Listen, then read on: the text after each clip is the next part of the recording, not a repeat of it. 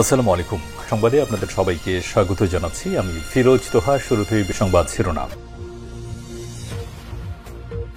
বাংলাদেশের সর্বশেষ গুরুত্বপূর্ণ আপডেট সংবাদে আপনাকে স্বাগত। শুরুতেই সংবাদ শিরোনাম, পরে বিস্তারিত। প্রথমেই জানাবো, ভোট ডিসেম্বরে না হলে বিএনপির জন্য সরকারের পাশে থাকা কঠিন হবে।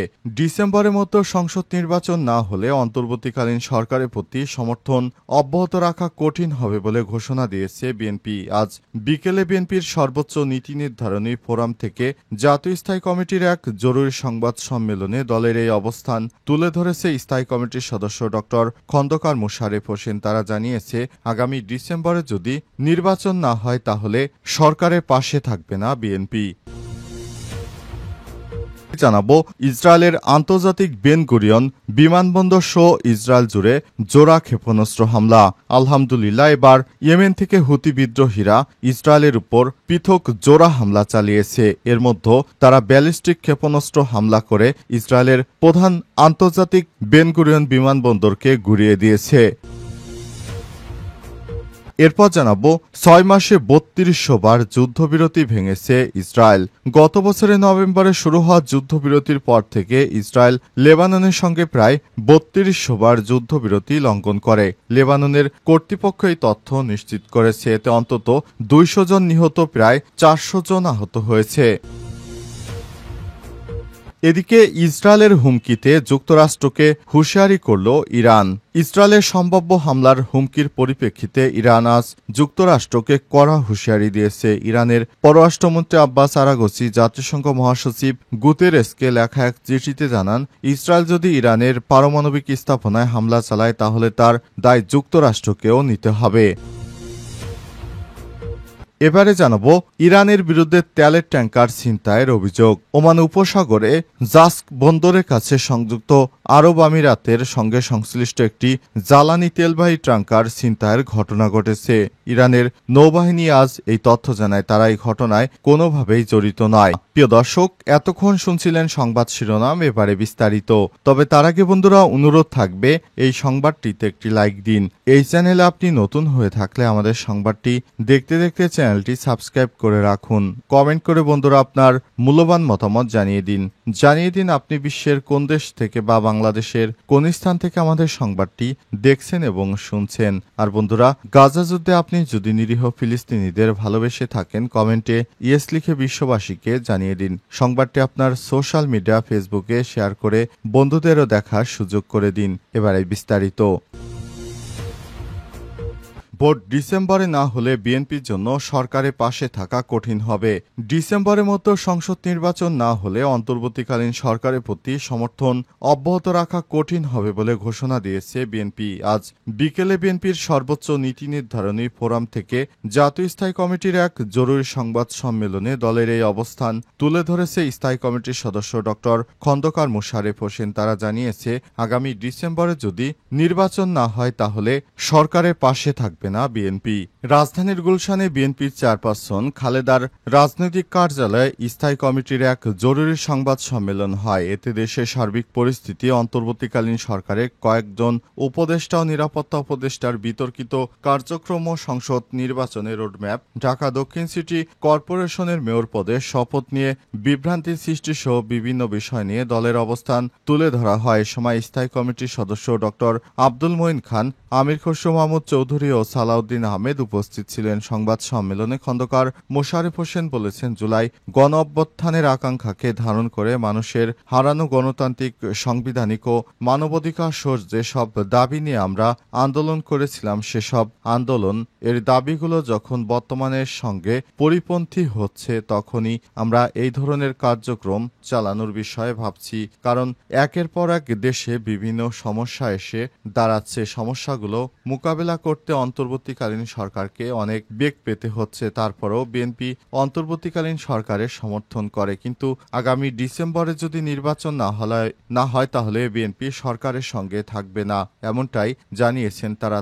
আরও জানিয়েছেন যে সরকারের পক্ষ থেকে বারবার এই ধরনের প্রতিশ্রুতি দেওয়া হলে অনেক সময় দেখা যাচ্ছে সরকার জুলাই গণ অভ্যুত্থানের পরিপন্থী অনেক কর্মকাণ্ডে ব্যস্ত হয়ে পড়ছে। সুতরাং সরকার যদি আগামী ডিসেম্বরে তার প্রতিশ্রুতি অনুযায়ী নির্বাচন নির্বাচন না দেয় তাহলে বিএনপি আর সরকারের সঙ্গে থাকবে না, তারা স্বতন্ত্রভাবে সরকারের বিপক্ষে গিয়ে আন্দোলনে নামবে, এমনটাই জানিয়েছেন বিএনপির নেতারা। বেন গুরিয়ন আন্তর্জাতিক বিমানবন্দর সহ ইসরায়েলে জোড়া ক্ষেপণাস্ত্র হামলা।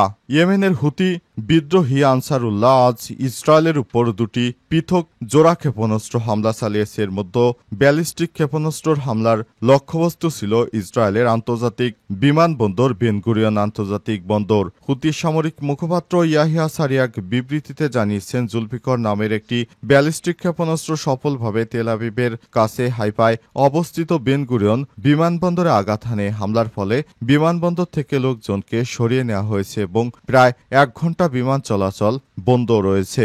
ইসরায়েলের কেন্দ্রীয় অঞ্চলে ব্যাপক বিস্ফোরণের শব্দ শোনা গেছে এবং এতে অনেক ক্ষয়ক্ষতি হয়েছে। ইসরায়েলের চ্যানেল 12 জানিয়েছে, হামলার সময় একাধিক আন্তর্জাতিক ফ্লাইট মাঝ আকাশে দিক পরিবর্তন করে অন্য দেশে পালিয়ে যেতে বাধ্য হয়েছে।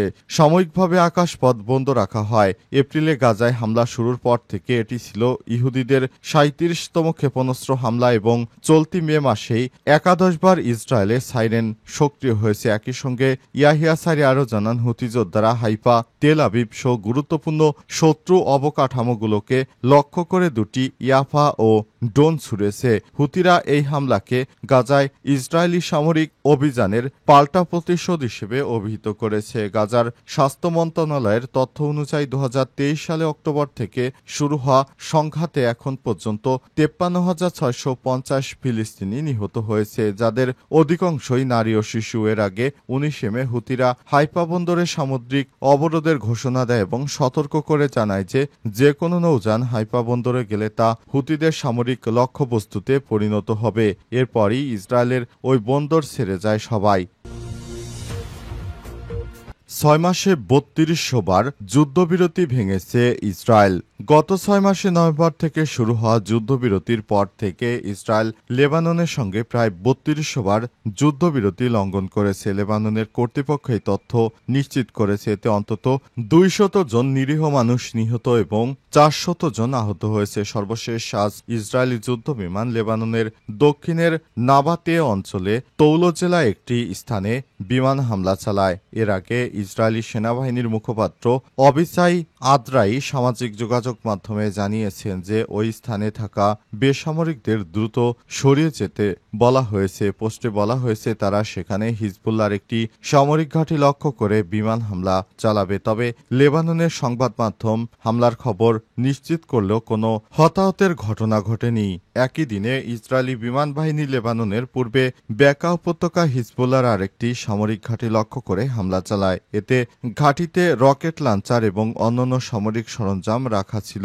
এছাড়াও রব থালাথিন ও আল ওয়াজ্জানি এলাকায় ড্রোন হামলায় অন্তত একজন বেসামরিক ব্যক্তি নিহত হয়েছে। সীমান্তবর্তী গ্রাম মুহাইবিতেও ইসরায়েলি ড্রোন আক্রমণ চালানো হয়েছে। ইসরায়েল যুদ্ধবিরতির চুক্তির আওতায় 2025 সাল এর 26 জানুয়ারির মধ্যে লেবানন দক্ষিণ থেকে পুরোপুরি সেনা প্রত্যাহারের কথা ছিল, কিন্তু ইসরায়েল সে সময়সীমা অতিক্রম করে ফেব্রুয়ারি 18 সময় বাড়িয়েছে এবং এখনও সীমান্তে 5টি সামরিক ঘাঁটিতে তাদের বাহিনী মোতায়েন রেখেছে। এই হামলা ও লঙ্ঘনগুলো লেবাননে ব্যাপক উদ্বেগের সৃষ্টি করেছে এবং সাম্প্রতিক সময়ে সবচেয়ে বড় নিরাপত্তার হুমকি হিসেবে বিবেচিত হচ্ছে। ইসরায়েলের হুমকিতে যুক্তরাষ্ট্রকে হুঁশিয়ারি করল ইরান। ইসরায়েলের সম্ভাব্য হামলার হুমকির পরিপ্রেক্ষিতে ইরান বৃহস্পতিবার যুক্তরাষ্ট্রকে কড়া হুঁশিয়ারি দিয়েছেন। ইরানের পররাষ্ট্রমন্ত্রী আব্বাস আরাঘচি জাতিসংঘ মহাসচিব অ্যান্টোনিও গুতেরেসকে লেখা এক চিঠিতে জানান, ইসরায়েল যদি ইরানের পারমাণবিক স্থাপনায় হামলা চালায় তাহলে তার দায় যুক্তরাষ্ট্রকেই নিতে হবে। তিনি আরও বলেছেন, যদি ইসরায়েল কোনো ধরনের দুঃসাহসিক পদক্ষেপ নেয় তাহলে আমরা তীব্র প্রতিক্রিয়া জানাবো। এই জায়নিস্ট শাসন অর্থাৎ ইসরায়েল যে কোনো অবৈধ উপায়ে পদক্ষেপ এর বিরুদ্ধে আমরা বিপুল জবাব দেব। আরাঘচি আর উল্লেখ করে বলেছেন, যদি ইরানের পারমাণবিক স্থাপনাগুলোর উপর হামলা বা হুমকি হয় তাহলে তা প্রতিশোধ হিসেবে ব্যবস্থা নেওয়া হতে পারে এবং সেসব পদক্ষেপ আন্তর্জাতিক পারমাণবিক সংস্থা পরে জানানো হবে। আজ রোমে ইরান যুক্তরাষ্ট্র পারমাণবিক আলোচনার পঞ্চম দফা অনুষ্ঠিত হওয়ার কথা রয়েছে। এই আলোচনাকে কেন্দ্র করে অঞ্চল জুড়ে উত্তেজনা শুরু হয়েছে। এদিকে আলাদা এক বিবৃতিতে ইরানের রেভলিউশনারি গার্ডস আইআরজিসি হুঁশিয়ারি দিয়ে বলেছে, ইসরায়েল যদি হামলা চালায় তাহলে তারা ধ্বংসাত্মক ও চূড়ান্ত জবাব পাবে। আইআরজিসির মুখপাত্র আলী মোহাম্মদ নাইনি রাষ্ট্রীয় গণমাধ্যমে বলেছেন, তারা যুদ্ধের ভয় দেখিয়ে আমাদের ভয় পাইয়ে দিতে চায়, কিন্তু তাদের হিসাব ভুল। ইরান ভয় পায় না, ইরান সম্পূর্ণরূপে প্রস্তুত। যুক্তরাষ্ট্র বা তার মিত্ররা আসুক ইরানের সঙ্গে, ইরান সব ধরনের প্রতিশোধমূলক কর্মকাণ্ড চালাতে তারা এখন পারদর্শী, আগের থেকে অনেক বেশি শক্তিশালী ইরান।